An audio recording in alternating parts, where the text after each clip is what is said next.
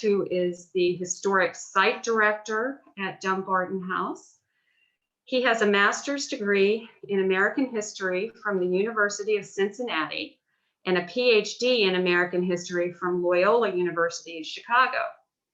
He has worked as the curator for the Michigan Maritime Museum in South Haven, Michigan. He has extensive archive experience working for the Shel Silverstein Archive, the Chicago Jewish Archives, and the Cook County Clerk of Court in Chicago, Illinois.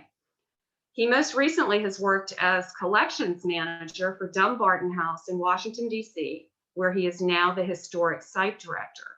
Jerry also teaches museum collections management in the master's program at Georgetown University. So welcome, Jerry, and thank you. Our other guest is Catherine Newsom, the curator at Dumbarton House. She's originally from North Carolina, double majored in studio art and art history at Salem's College, a women's institution founded in 1772. It was during her undergraduate years that Catherine discovered her love of history and museums, particularly historic house museums, thanks to an internship in the education department at Ranolda House Museum of American Art in Winston-Salem. Following her undergraduate studies, she moved to Washington, D.C. to work in an international arts nonprofit before returning to school to earn her master's degree in art and museum studies from Georgetown University. During her graduate studies, Catherine had the opportunity to study contemporary art at Sotheby's Institute of Art in New York City for a semester and work as a curatorial aide with the curator of the architect at the Capitol. Catherine joined the team at Dumbarton House in 2014 as the NSCDA membership assistant and ultimately moved into the role of Dumbarton House curator in 2020.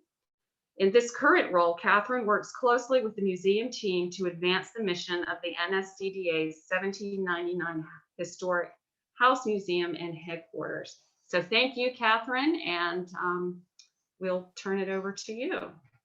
Great, thank you so much, Tina. Just one moment, everyone. Deal with me while I get my screen up. And if someone could just confirm that you can see a lovely line drawing of Dumbarton House on the screen. Thank you, Jerry. Perfect, then we will jump right in. So hello to all of you, and thank you for being with us this morning, and many thanks to our friends at the Powder Magazine for including Dumbarton House in your wonderful Second Cup Conversations series. As you've heard, I'm Catherine Newsom, the curator, and we're joined by Jerry Foust, our historic site director. Catherine, I'm unable to hear you. Oh. Is everything okay there? You're just fine, Tina. Can anybody else, or Jerry, can you hear me? Yeah, I can hear you just fine. Hear me? Okay. Catherine, I would just keep going. Okay. Yeah, so we're going to give you a brief glimpse into some of the important periods of the history of Dumbarton House, and then we'll answer some questions at the end. So the history of Dumbarton House begins well before the house was ever built. In 1703, the Maryland Assembly granted a Scottish immigrant by the name of Ninian Bell a tract of 795 acres for his services, quote, upon all incursions and disturbances of neighboring Indians. Bell named the property. And if you don't want us, you can also turn off your video for now if you don't want us to like. Bell named the property. You see what I'm saying? There we go. Bell named the property Rock of Dumbarton in honor of Dumbarton Rock on the edge of the River Clyde in his Scottish homeland. You can see here on the screen Dumbarton Rock in Scotland, and Ninian would have named his land here in the Washington, D.C. area, Rock of Dumbarton, because of the similarities of those geological landscapes. So eventually the Rock of Dumbarton would have become what we know as Georgetown, though the name Dumbarton can still be seen throughout the neighborhood, not just on Dumbarton House. Some of you will have heard of Dumbarton Oaks, and we have a Dumbarton Church, Dumbarton Apartments. The name crops up all over the place. But anyways, over the course of the 18th century, this 795-acre tract of land passed through a number of owners, and it began to be parceled out. So in 1798, a gentleman by the name of Samuel Jackson, don't try to Google him or you know who you'll find, purchased 4.5 acres of land in Georgetown and quickly began to build a house. At this same time, Washington, D.C. was rapidly developing and becoming the new federal city. So we have very little information on Jackson and his time in the house, but we know that he sold it in June of 1800 and continued to rent it until the US government took possession. In 1804, the government sold the property at a May auction to a gentleman named Gabriel Duval. So in pretty quick succession, the house came into the possession of Joseph Nurse, the first register of the United States Treasury, who moved to Washington, D.C. from Philadelphia to follow the federal government. He would retain his role as Register of the Treasury through the first 6 presidential administrations until his ultimate removal from office by Andrew Jackson. Nurse, along with his wife, Mariah, occupied Dumbarton House, or Jackson's house on Cedar Hill, as they may have known it, from 1804 to 1813. The Nurse family and that period are our focus of historic interpretation on the first floor of the museum. So that pretty small window of time that the Nurse family lived there. Now you see here on the screen the 4 Nurse family members. Joseph and Mariah had 6 children, but only 2 lived to maturity. Unfortunately, for the majority of her life, Anna Maria Josepha suffered from respiratory ailments and would die at the age of just 20 in May 1805 while the nurses were living in the house. I believe she passed in Virginia somewhere. Charles, in contrast, lived a full life. He served in the Army for many years and became chief clerk of the War Department in 1827 before being removed from office, like his father, actually by Andrew Jackson. Charles married Rebecca Wistar Morris, who would go on to have 11 children. In addition to being a house suitable for formal entertaining for a government employee, Dumbarton House was also a working urban farm. The 4.5-acre property, to which Nurse added 4 more acres, supported likely 6 horses and 4 cows. The Nurse family also purchased the adjoining lots to generate income from the sale of wheat and rye and hay. And in support of these activities, Nurse constructed several outbuildings on the property, including a combination smokehouse dairy, an octagonal ice house, a shed, a privy, and a 3-story carriage house, barn, and stable. None of these outbuildings exist today, though there's evidence of the barn in our East Park. And this painting you see here on the screen was painted just within the last couple of years by actually the artist in resident of Tudor Place, who's our neighbor down the street, a gentleman named Peter Waddell. And it shows a sort of an imagining of what that urban working farm would have looked like. You see the barn and the fields, and that would have been tended by the family and by the enslaved and free and indentured servants on the grounds. So like his father, Joseph Nurse enslaved several Africans and employed other free Blacks and indentured servants to work the farm and to assist Mariah Nurse with the daily operations of the house. Dinah, the family cook, is mentioned making meals like fried bacon, apple dumplings, and rice pudding. A woman named Fran tended the garden and went to market, and Nurse reported in a letter to his wife that she supplied the table daily with cabbage, potatoes, and occasionally corn. And Jane, mentioned frequently by name, kept accounts of sales when Mariah Nurse was out of town. So Joseph Nurse was the first significant long-term resident of Dumbarton House, and he would have put his mark on it. So in addition to the changes and enlargements made to the grounds, the interior of the home was also refinished by Joseph with participation by his wife and children. Receipts inform us that Nurse spent $52.12 for wallpaper for 4 rooms located on the first floor of the house. And you see in this quote that he charged his son, Charles, with purchasing an oilcloth for the lower passage floor. Generally, room finishes from the Nurse period don't remain, but we've attempted to interpret the floors and the walls in ways that would have been appropriate to his occupation of the house. So here you see a 1998 reproduction floor cloth on the lower passage floor, Venetian carpet on the stairs put in 2000, I believe 15, and woodblock printed reproduction wallpaper above the chair rail. And of course, the Nurses also brought their furnishings into the house or made purchases of objects while they were in residence. We're fortunate to own a number of items with Nurse provenance that came to us over the years from various family members, and including this circa 1784 mahogany table from Philadelphia, which is currently on display in our dining room. Family provenance leads us to believe that Joseph commissioned the table in preparation to his marriage to Maria.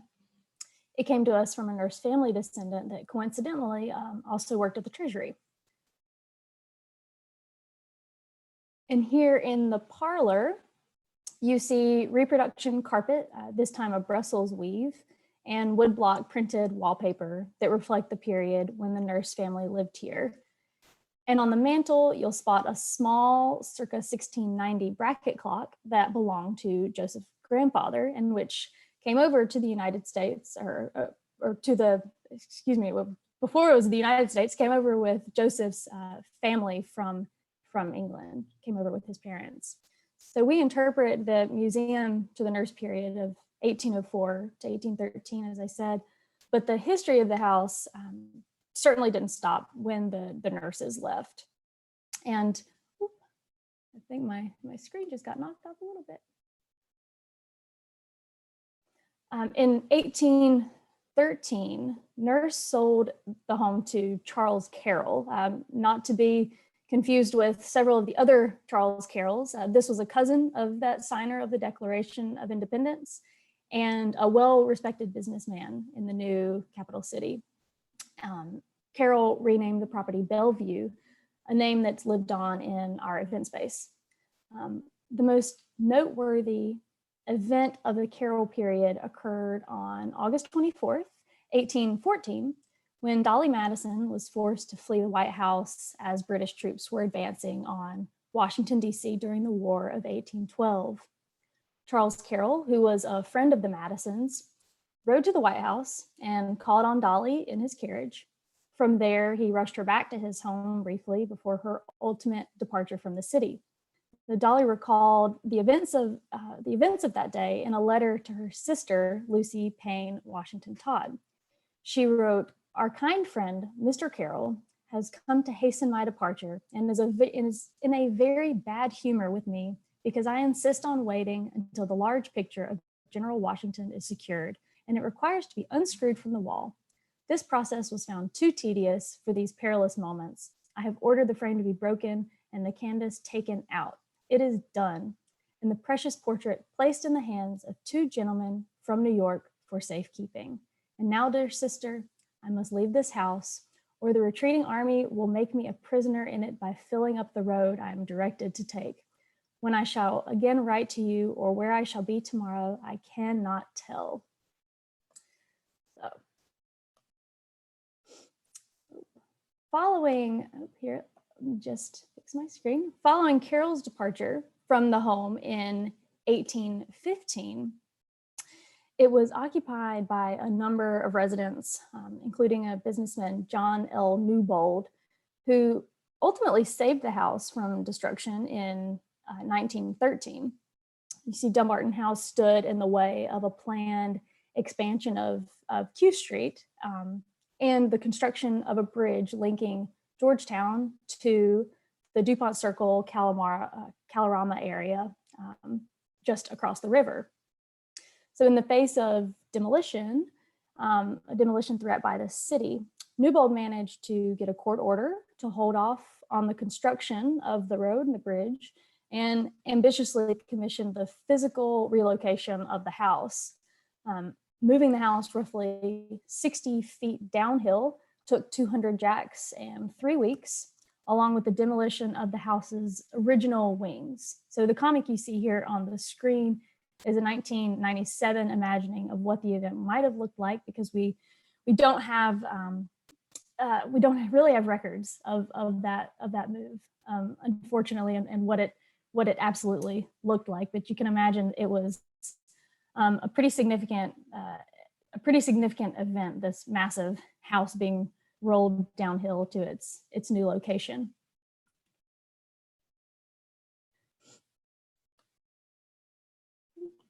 So the move was certainly very significant, but perhaps the house's most significant transformation began in 1928, when the chairwoman of the Headquarters Search Committee for the National Society of the Colonial Dames of America approached the owner of the house, which I'll add, the house was not for sale, and asked to purchase it. An agreement was struck, and in the midst of the Great Depression, the NSCDA raised the funds in spectacularly quick fashion to purchase the house. When the first significant restoration was completed, the first significant restoration of the house was completed in 1931 under the direction of local architect Horace W. Peasley and consulting architect Fisk Kimball. By the time of its acquisition by the NSCDA in 1928, the house had been heavily modified by the succession of occupants since the Nurse family's residency. As a result of the 1915 move, as you heard, the original wings of the house, including the kitchen, were demolished, and they had since been rebuilt by the time the NSCDA purchased the house. And despite these many architectural embellishments made over time, they did not seriously alter the true federal appearance of the house. In fact, at the time of the purchase, Fisk Kimball described Dumbarton House as one of the very finest and most beautiful houses in the United States. So after many months of restoration, Dumbarton House, newly named as such by the NSCDA, they gave it the name Dumbarton House, opened to the public in 1932 as a museum of federal period decorative arts. Working with the guidance of decorative arts scholars, the NSCDA built a museum collection of objects representative of the federal period to furnish the period rooms. And these objects were acquired very quickly, and from many individual members of the society and from corporate societies themselves. And a number of these early gifts still make up the core of our collection today. And I'd like to turn the mic over to Jerry, who will talk about the 1931 Fisk Kimball designed garden niche, which has had a lovely history that has been sort of renewed this past year as it got a facelift. So. Thank you, Catherine. Excuse me. As you see here on the image, 1935, that's pretty much what what we refer to as the North Garden niche looked like in the first few years after it was built. It was designed by Fisk Kimball. He looked back to, he wanted something that would really establish and anchor that North Garden in that north wall. You can see the wall running along the east and west sides of that center garden niche. That is the historic northern boundary of the property. Even when Nurse owned it, that was the northern boundary. It still is today. Kimball wanted something that would really be a showpiece feature of that garden space. He looked to William Kent, landscape architect of the century, England. If you Google him, I think you'll see a number of his garden features that look, of which this looks very much like. This is a much smaller version of some of Kent's works, but nevertheless, it does really fit that sort of feature. If you remember the picture at the very beginning that Catherine showed of the Rock of Dumbarton in Scotland, how hilly that region was, the same was true here. When the NSCDA purchased the property, the land sloped from the house to the north in a really dramatic downhill fashion. And so what was done during the 31 restoration was that they decided they would build a large retaining wall and this northern wall, and then fill in the entire area and level it out so that the front and the back of the house were basically level, same level ground, which is what they did. It's if you were to go on the northeast corner of this wall into our neighbor's property, you would see a huge 30-foot retaining wall that was built in 1931. That it's a marvel, if you ask me, of engineering, because it stands today and it hasn't budged. But this garden feature, as Catherine pointed out, just had a facelift this past year. Catherine, if you hit the next slide. We received a grant from the National Trust here in the United States, and to sort of offset some of the costs of renovating this. The interior of the niche had received really no work since it was built in 1931. Some of the stucco interior had begun to crack and delaminate, which is not unusual. That sort of thing happens quite often. But we had a architectural conservation company in DC work on this, and they did a remarkable job, restored it to its original shining glory. Its stucco has a slight tint to it and was meant to sort of match the Aquia sandstone bench that you see in the center seated area of the feature. Aquia is or was, I should say, a quarry in Virginia, where pretty much all of the sandstone that is used in the capital region is from that quarry. The quarry has closed. It is no longer operable, but the government does have a huge stockpile of sandstone to make repairs to their own buildings. Non-governmental entities like ourselves would find it very difficult to find any Aquia to repair anything anymore. But it's a very soft sandstone, so we have to take particular care of the features that we have that incorporate that. But it's a really remarkable feature. It really is something that is, Dumbarton House is, of course, the NSCDA's headquarters, but this really is an NSCDA architectural feature, which I think does really stand out in that North Garden area. Thank you, Catherine. Thanks, Jerry, very much. There we go. We'll just pop back in time for a moment back to the 1930s, when that beautiful garden niche was created, and we'll look really briefly at the early museum. So this image here on the screen shows what was called the Blue Parlor and what today we know as the breakfast room. And this is very soon after it had been turned into a museum. The Baltimore desk you see in the corner is still on display in this room.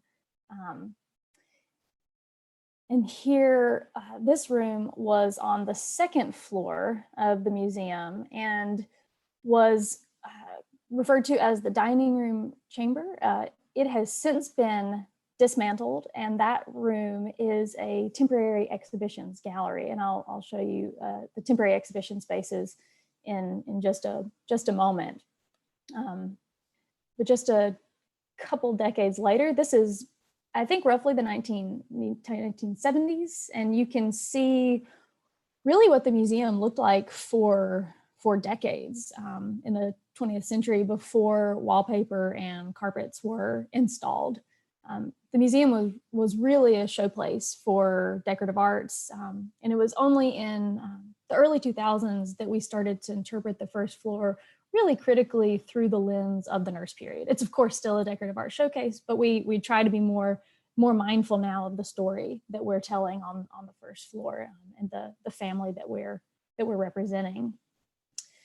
So we'll move here to Dumbarton House's next major improvement from that 1931 restoration, and that's the NSCDA's 1991 Centennial Project. In celebration of that 100-year anniversary, the NSCDA fundraised for and completed a major expansion and renovation of the building. And this expansion included the construction of a public meeting space, that Bellevue Room, which I mentioned earlier, where that name lives on, renovation to the offices, installation of an elevator that services all of the floors generally of the house, with the exception of our west wing, where our offices are, and the construction of a sunken courtyard off of that event space. And on the grounds, period appropriate plantings replaced an earlier landscape design, and an overgrown vacant lot on the east end of the property was landscaped into a park. You can see some of the images here on the screen. It was a pretty dramatic construction project that ended with much fanfare in the early 1990s. And these changes really ensured that we could fulfill our mission of serving the public and NSCDA members beyond the walls of the historic block of the house. They really impacted our ability to serve a larger audience of people in new and varied ways. After this, we were able to become an event space. We host weddings and public programs and all sorts of things that we wouldn't be able to do likely without this significant expansion in 1991. So I mentioned earlier, and here I'll show you some of the temporary exhibition spaces on the second floor of the historic block of the house. So while the second floor contained historically interpreted bedrooms for a number of years, we saw an opportunity to expand our interpretive capabilities about 10 years ago. And the result was that the entire second floor was reimagined as a changing space, and one where we can display up to 5 different exhibitions at one time. And this change vastly increased our ability to tell stories of both Dumbarton House and early Washington, D.C. And we try to talk about early D.C. as often as we can, because it was Joseph Nurse came to be at Dumbarton House because he followed the federal government, or followed the government to Washington, D.C. as it became the federal city. So we're intrinsically linked to the early history of Washington, D.C. as the federal city. So at this point, I think Jerry and I are happy to answer questions. If it would be helpful to anyone, we can also go into a virtual tour of Dumbarton House if anyone wanted to see specific parts of the house, a specific room, or had any area specific questions. So with that, I'll stop talking for a moment. Catherine, I think someone did have a question about the green color, the dining room wallpaper. Oh, cool. Oh, well, why don't we go into the dining room? Why not? I was going to say the virtual tour would probably be just nice. Here, deal with my screen being wonky for just a second. And I'll get that squared away.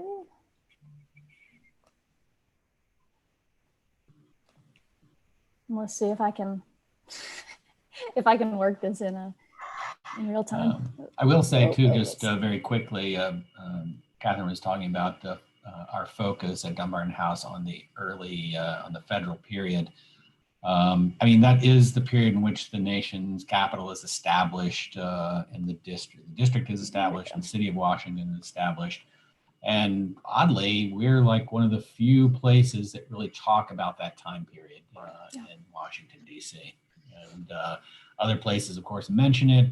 Certainly Tudor Place has been around since then, but Tudor Place has a story that really encompasses most of the 19th and early 20th centuries rather than just the early 19th federal period. So we really do provide a unique, we're in a unique position to provide, I should say, an understanding of that early federal time period.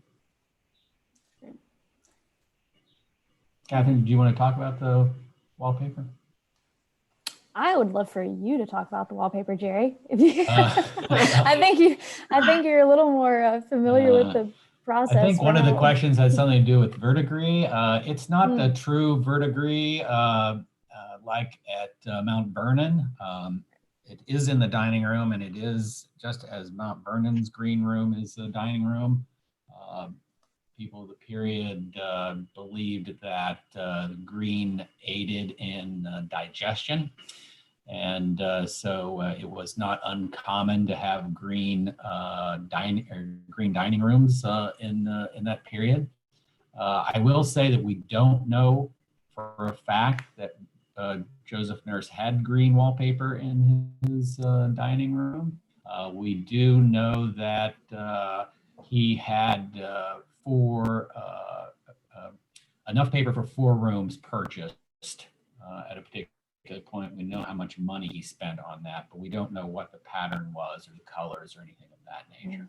We can talk a little bit more about how that was derived at. But this green actually is a wallpaper that was created for us by Adelphi Paper out of New York. They specialize in historic wallpapers.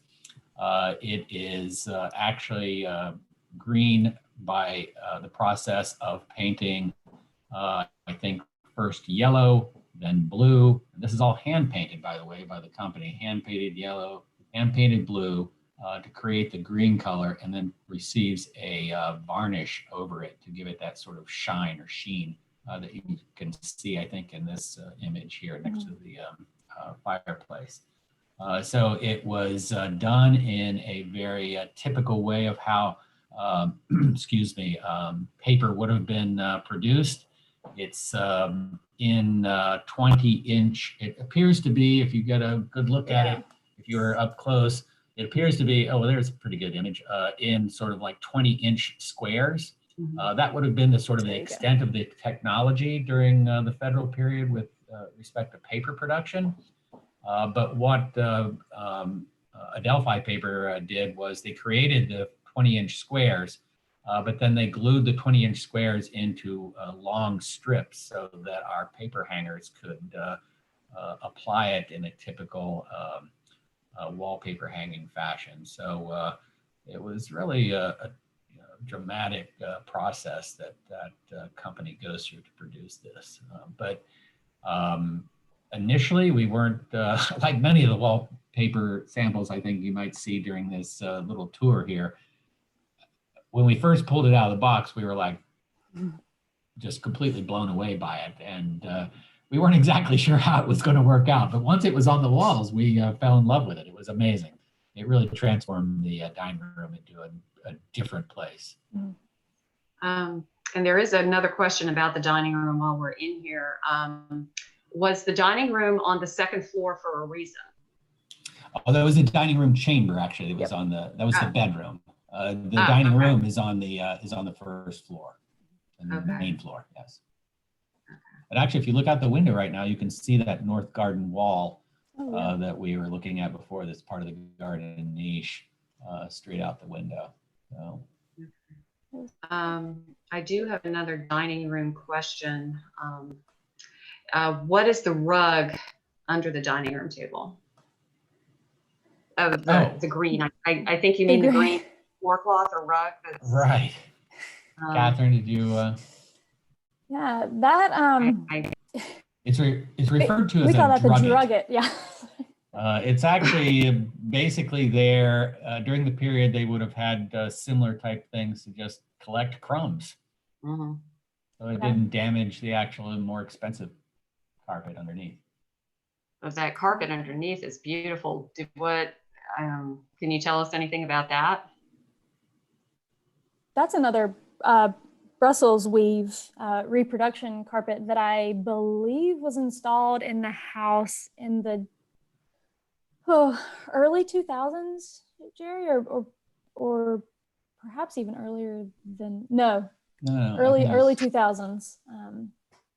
And it's similar. It's a similar weave to the carpet in the parlor. So, And then what is the wood type of the doors in the dining room? They look like they're maybe grained, but yeah, actually that's a faux grain paint. So the grain was painted on. I'm not exactly sure the year it was done. I know that the woman who did it actually sadly just passed away last year, but it was done. It was not, I mean, it was actually seen quite often during the federal period to have doors that had a faux grain finish. I'm not exactly sure what the doors are made of. I'm pretty sure they're oak, but I'm not positive of that. Yeah, all the doors throughout the museum center structure are these faux grain painted. okay.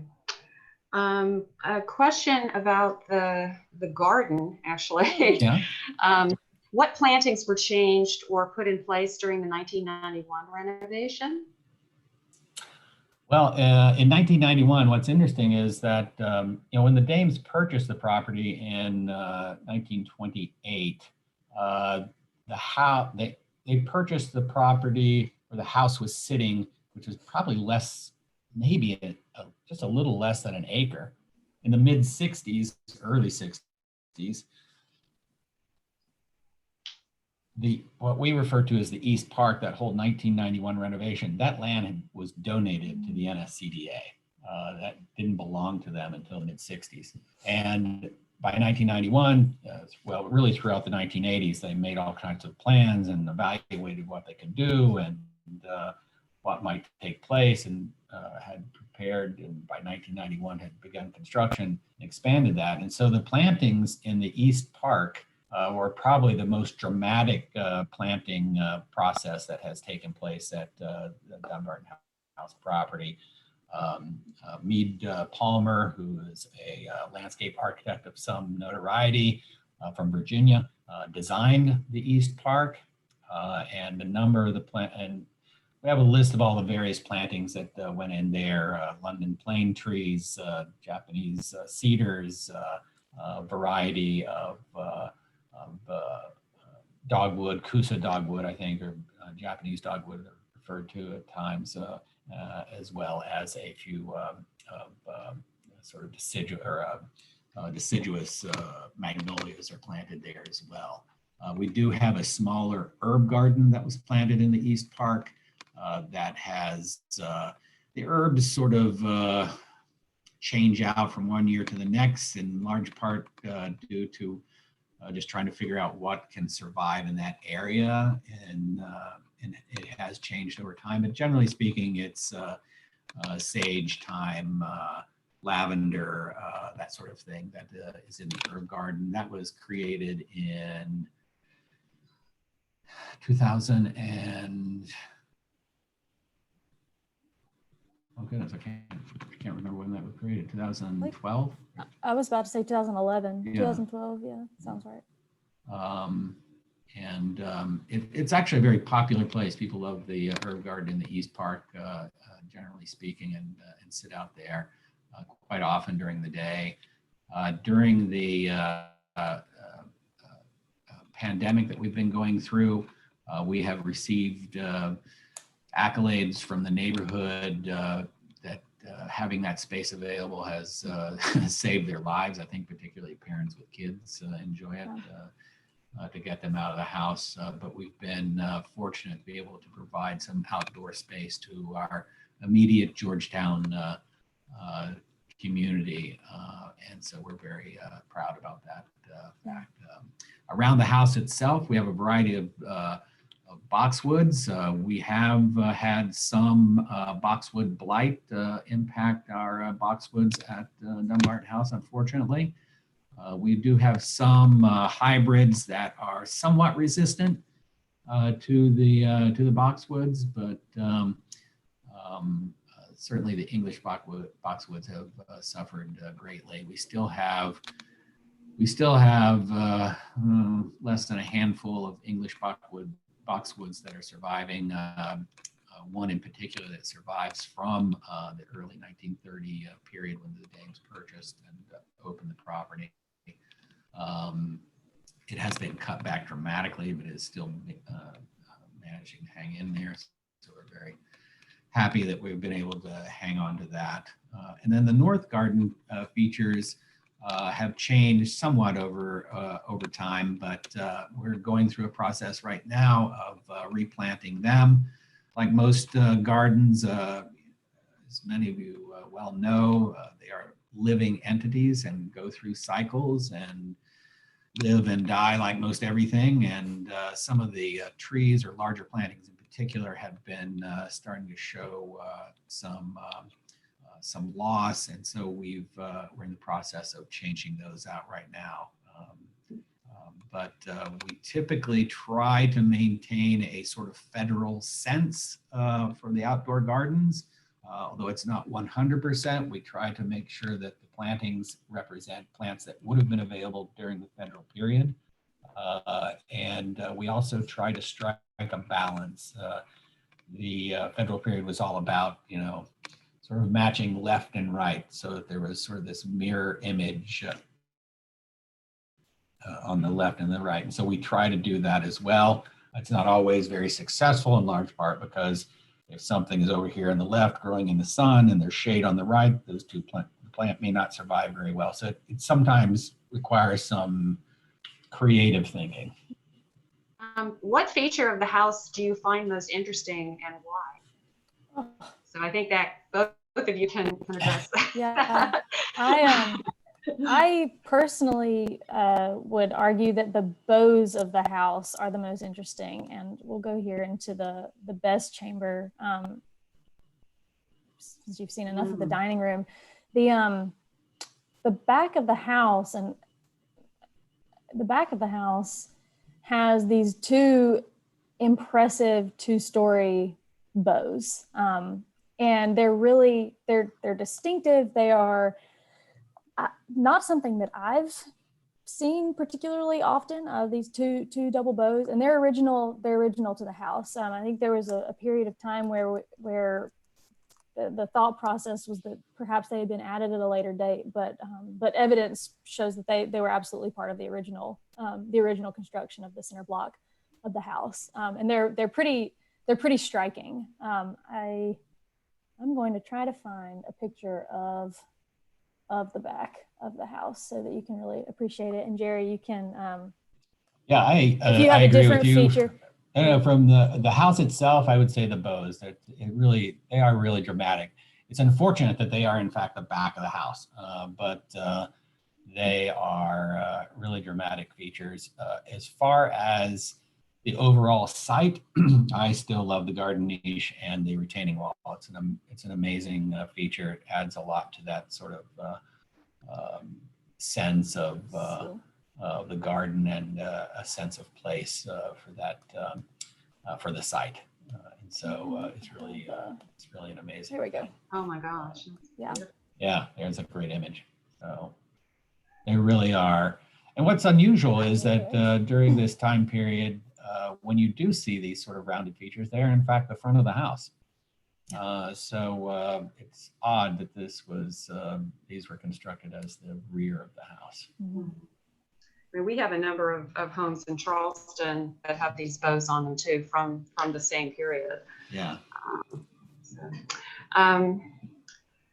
I have a question. These furnishings and the wallpaper and carpets are gorgeous. But Norse was a civil servant. How was he able to, how was he able to afford all this? If this is if it were as richly decorated when he lived there as it is today? Well, actually, oddly enough, I think the wallpaper you just saw in the best chamber, actually, he wouldn't have purchased that. That would have been way too expensive for him. And in fact, part of the furnishings plan that Catherine can talk more intelligently about than I can, is addressing those issues. The lower passage that you see here actually is a four color block print. Would have been something that he probably could have afforded. We know exactly how much money he spent. And so what the furnishings committee is an ad hoc committee to create the furnishings plan. What they really came up with was rather than trying to pick wallpaper that was just in the period, they actually legitimately looked to see how much Joseph Nurse spent. They know where he bought it in Philadelphia. They know the time he bought it. And so they chose and looked at wallpaper that would have fit that pricing structure in that time period. And that was typical. We didn't know what he used, but we know what was typically purchased or purchased the most often. And so it was sort of choosing that sort of economic and availability mindset to choose the papers that led to the selection of these. Because the printing of these block printings was, the price went up for every additional color that was block printed on top of it, right? So, I mean, the more colors, the more expensive. And certainly I think with this lower passage wallpaper, you're at the very pinnacle of what probably Nurse would have afforded. But Nurse was a bureaucrat, that's true, but he purchased Dumbarton House for $8,000 and paid it off in 4 years. So he had funds available. Okay. There's a question, and I think perhaps referring to the rooms again with the bows. Are these all in bedrooms? Are those rooms? I think that is a bedroom. That is a bedroom, yes, with one bow. You can see the bow as well back here in the dining room. Okay. And on the second floor of the house, I'll go there in just a moment. Now, here you can see the curve in the ceiling. Here, we'll go up to the second floor. Jerry, correct me if I'm wrong, but it didn't take me all the way up. But these rooms here that we now show as temporary exhibition galleries would have been bedrooms historically, likely. Right. They would have been historically bedrooms. Yeah. So. And then the downstairs ones would have been parlors or more public spaces. Well, actually, we do know that the best chamber downstairs, the bed chamber that is downstairs, was actually, in fact, a bed chamber. And that's why we keep it as such. It was the main bed chamber for the nurses. Yeah. How many rooms are there in the house? We have four rooms on the first floor, 5 really, if you count the center passage, and I think the passage would be considered a room. And then here on the second floor mirrors the first floor, 4 rooms plus this passage. So we've 8, 9, 10 distinct spaces. Though this space here is a little is changed from how it likely would have been. This hallway here, if this door was open, you would see our elevator. So this room doesn't exactly mirror mirror its neighbor across the way because of this wall that exists here. There have been some modifications over the years to the interior, even before, long before the NSCDA owned the property. This had been residential, and there had been restrooms installed in the second floor, and all that stuff was removed when the Danks did the restoration of the property. So there had been modifications made over the years that we have just sort of, like you do when you take over something like this, you just sort of live with that modification that's taking place. Oh. I will say too, could I just say something that our virtual tour here is, if anyone is interested in getting or making a virtual tour, it's Matterhorn, which is actually a program that real estate people use. It's really affordable. We were able to get this entire virtual tour put together for less than, I'm not even sure what the final price tag was. It was a couple $100. So yeah, it was not around, significant. Yeah, about $500, maybe $400. Yeah. So,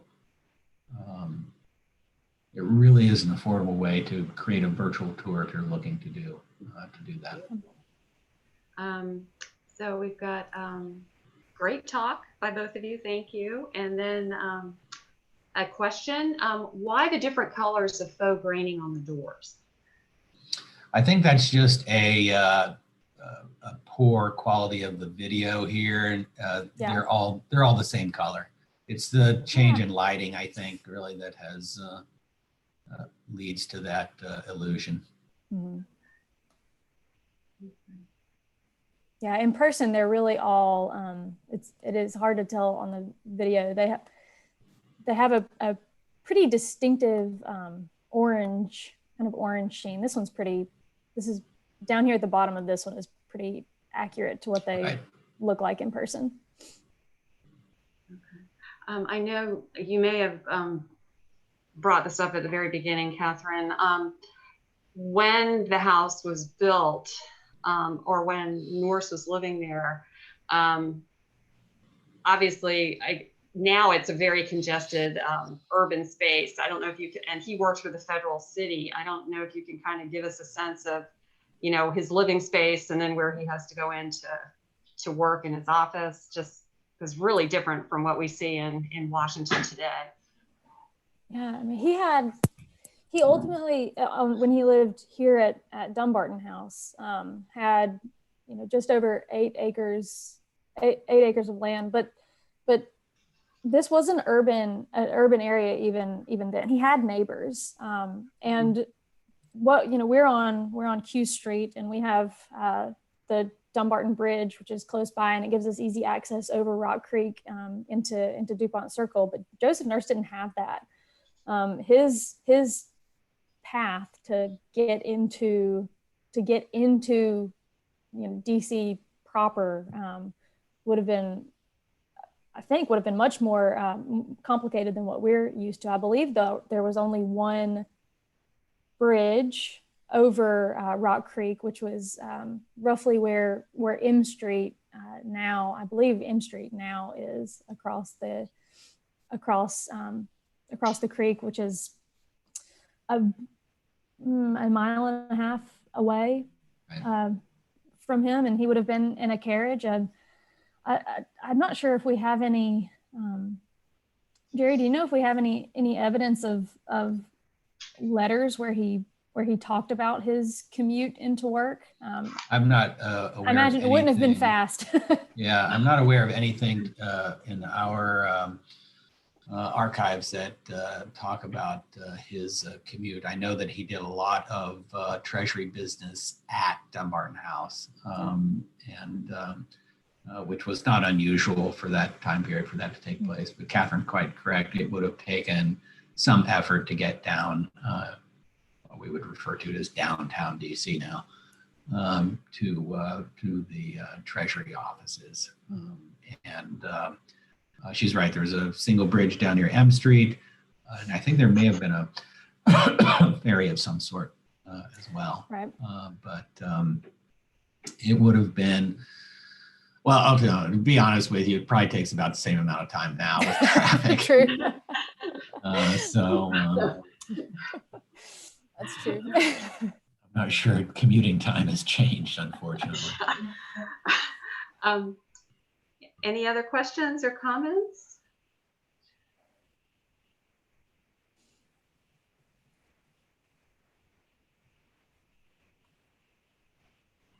No?